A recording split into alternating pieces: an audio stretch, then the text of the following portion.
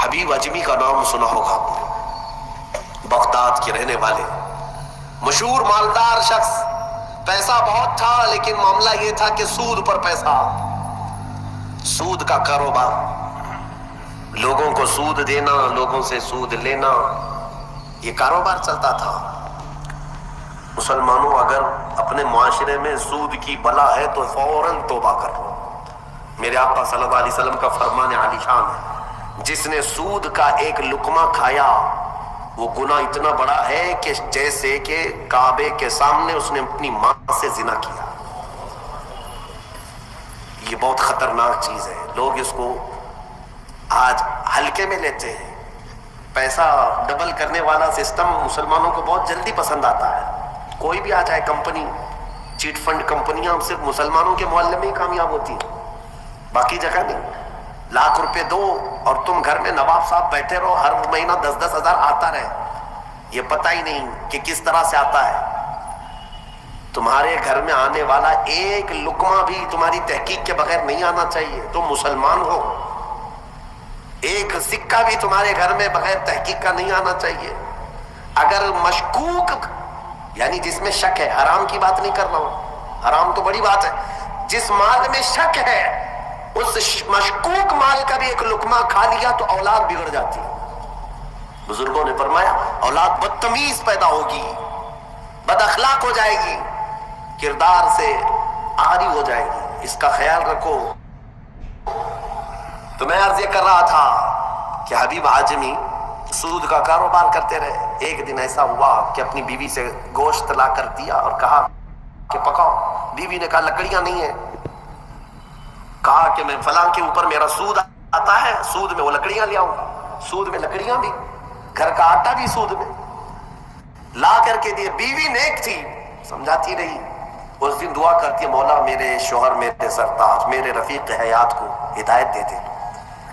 جب چولہے پر یہ ہانڈی رکھی گئی، کھانا پک گیا، یعنی سالن پکا تو اس نے اتارا، حبیب اجمی دسترخوان پر تھا۔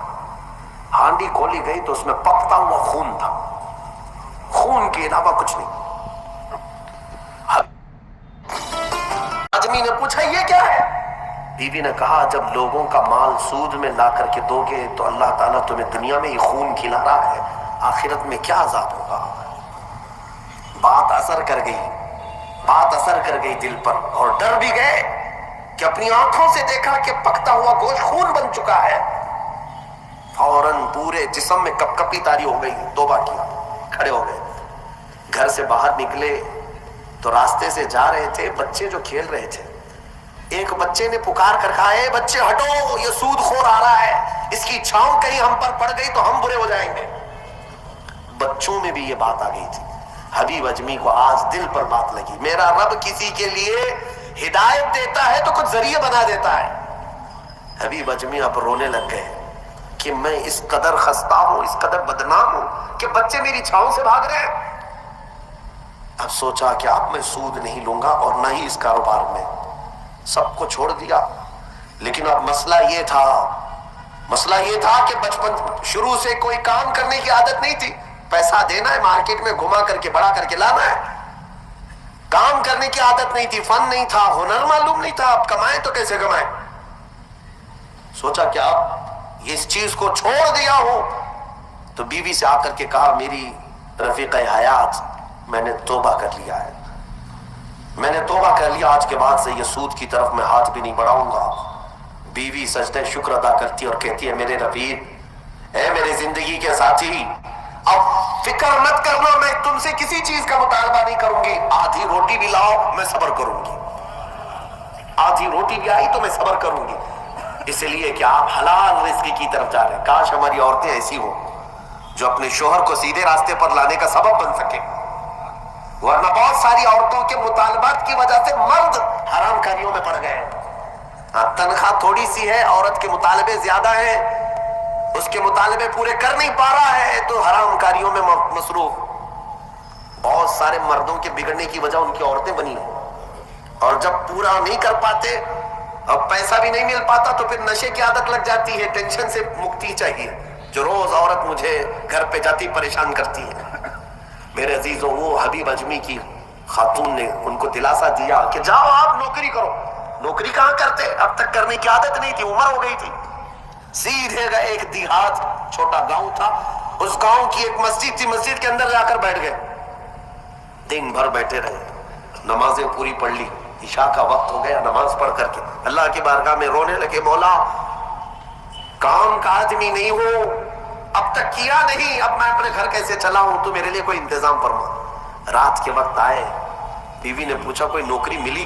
कहां मिल गई है, नौकरी मिल गई है, बहुत ही अच्छी जगह पर एक बादशाह है, उसके यहाँ खिदमत पर मैं लग गया। कहा बहुत अच्छी बात है।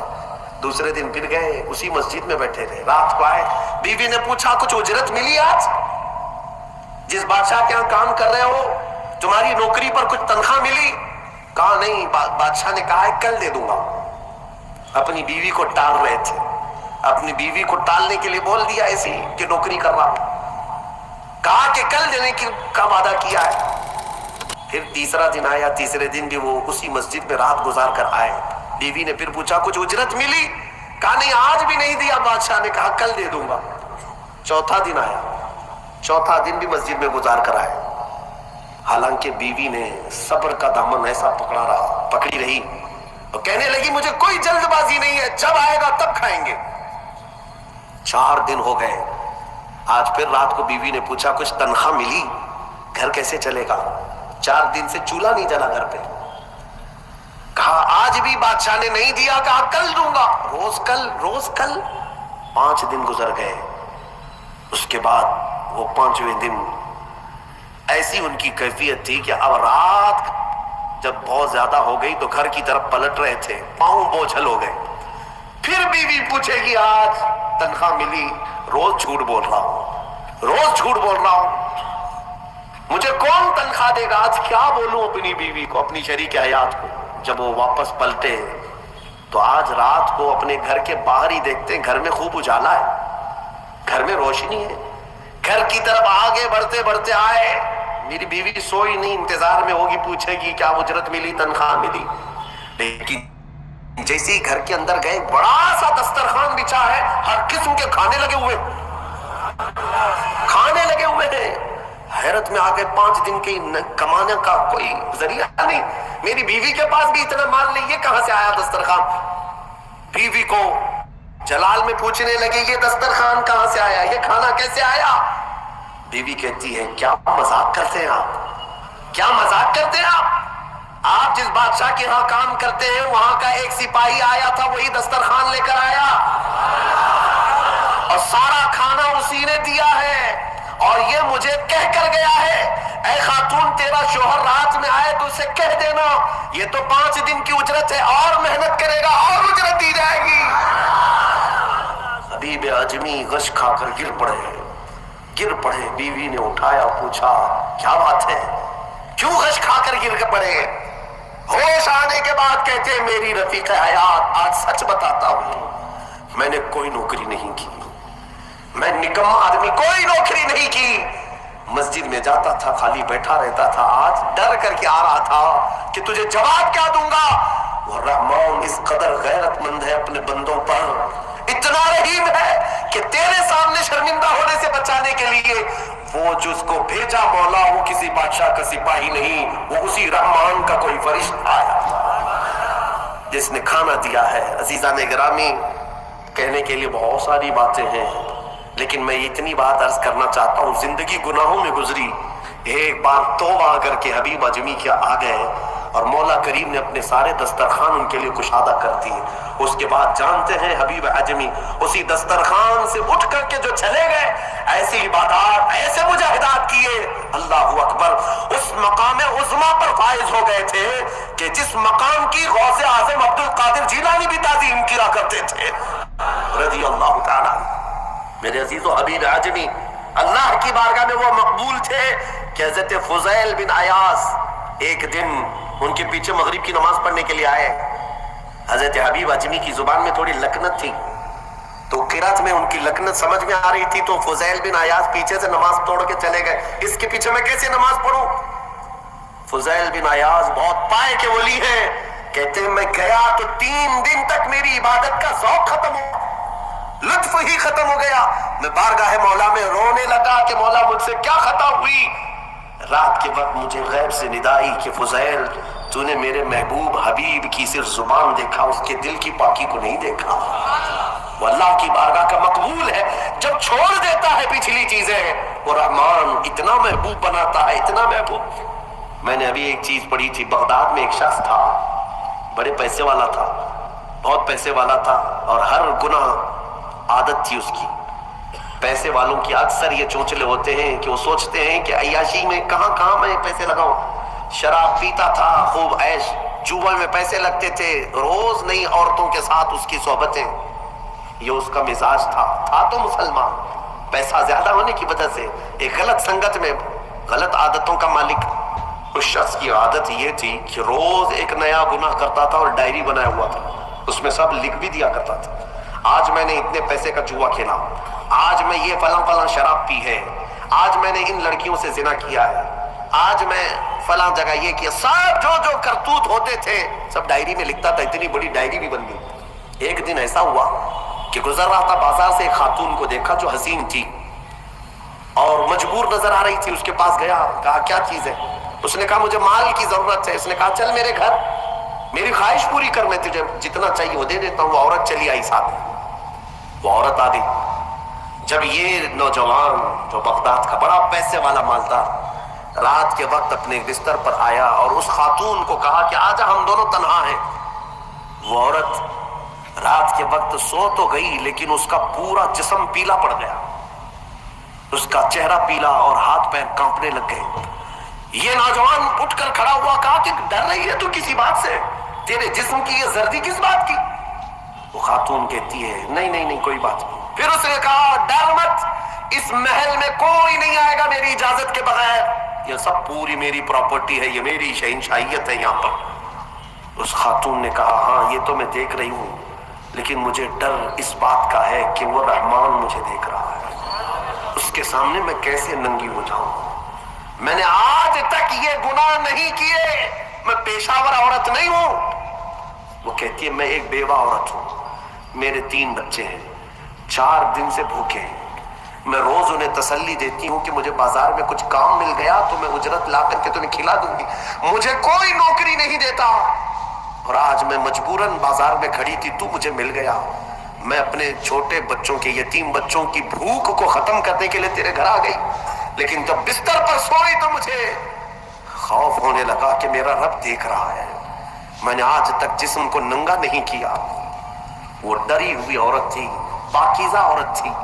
जब उसकी जुबान से ये जुमले निकले तो ये जो नौजवान था, जो गुनहगार था, वो खड़ा हो गया, कहा ए खातून उठ जा, बिस्तर से उठ जा। और उसके बाद कहता है देख मैं तुझे बताऊं मेरे पास क्या क्या है। उस जमाने की जो सवारियां थी, गाड़ियां थी, सब मेरे पास, बड़ा बंगला, बड़ी जायदादें, हर तरह के खाने, सोने चांदी जेवरात सब मेरे पास। मौला ने मुझे बहुत कुछ दिया, लेकिन आज तूने मुझे दिल दिया, आज तूने मेरे दिल को झिझोड़ा। मेरे पास इतनी नियामतें होने के बावजूद मैं अब तक डरा नहीं अल्लाह से, और तेरे घर में खाने को एक लुकमा भी नहीं, फिर भी तू अल्लाह से डर रही है। मजबूर होने के बावजूद तू डर रही है अल्लाह से। उस खातून ने कहा कि ऐ नौजवान, मजबूर हो, अमीर हो या गरीब हो, सबका बादशाह वही है, हिसाब सबसे बराबर लेगा। उस खातून को बहुत सारे पैसे देकर के उस नौजवान ने रुखसत किया, कहा जा तेरे बच्चों को खिला, आज के बाद कभी बाजार में भीख मत मांगना। और मैं समझता हूं मेरे गुनाहों का कफारा है कि मैं तेरी मदद कर दिया, तू बाहर ना आ। और उस खातून को भेज दिया। आज उसको एहसास हुआ अब तक कैसी जिंदगी गुजारता रहा, उस औरत ने मुझे झिंझोड़ दिया है, झिंझोड़ दिया है। रात को मुसल्ला बिछाया और अल्लाह की बारगाह में खड़े होकर कहने लगा मौला बहुत गुनाह कर चुका हूं, बहुत गुनाह कर चुका हूं, पूरा जिस्म दागता है। क्या मुझ जैसा आदमी बख्शे जाने के काबिल है? क्या मुझ जैसा आदमी माफ किए जाने के काबिल है? रोया जा रहा था और उसके बाद वो सर उठाकर कहता है ऐ रब, ऐ रब, मैंने इतने गुनाह किए कि लिखते लिखते मेरी डायरी भर गई है, बुक भर गई है। फिर तेरे पास जो फरिश्ते हैं नामा अमाल लिखने वाले, उन्होंने कितना اور اس کے بعد ہاتھ جوڑ کر کہتا ہے رحمان اپنے دربار میں میں اتنی بات عرض کرتا ہوں، اگر میں بخشے جانے کے قابل ہوں تو مجھے معاف کر، یا تو پھر آسمان سے آگ بھیج کر کے مجھے ہلاک کر دے، مجھے ختم کر دے مولا، میں بہت داغدار ہوں، بہت داغ دھبے لگا دیے۔ وہ روتے روتے روتے تھک گیا اور اس کے بعد اٹھتا ہے، توجہ، گھر کے اندر جا کر آج سچی توبہ کیا تھا، ڈائری وہ پھاڑنے کے لیے گیا جس میں روز گناہ لکھتا تھا، جو پچھلے سارے تھے ریکارڈ، کہتا ہے پاڑ کر کے ختم کر دوں گا، آج کے بعد نشان بھی نہیں رکھنا ہے۔ جب وہ اپنے کمرے میں آیا، اس ڈائری کو اٹھایا جو برسوں سے لکھ رہا تھا، وہ حیرت سے ڈوب گیا اس بات پر کہ جب وہ ڈائری اٹھایا تو دیکھتا ہے پورے اوراق سفید ہے، لکھا کچھ نہیں، ایک حرف بھی لکھا ہوا نہیں ہے۔ ورق پلٹتا گیا، پلٹتا گیا، پلٹتا گیا، کچھ نہیں ہے۔ وہ ادھر ادھر دیکھنے لگا، اس میری ڈائری سے مٹایا کس نے، میرے سارے ریکارڈ کس نے مٹایا؟ اس کے جسم پر کپی تاری تھی، راشا تاری تھا، رات کا وقت تھا، غیب سے ندائی، اے بندے جب کوئی پوری دنیا کو میرے لیے ترک کرتا ہے تو میں اس کے گناہوں کو بھی مٹا دیا کرتا ہوں۔ جب زندگی میں لکھی ہوئی ڈائریاں مٹ جاتی ہیں تو میرے مولا کو یہ اعمال نامے سے مٹانے میں دیر نہیں لگے گی۔ یمحو اللہ ما یشاء، اللہ جس سے چاہتا ہے وہ ساری چیزیں مٹا دیتا ہے۔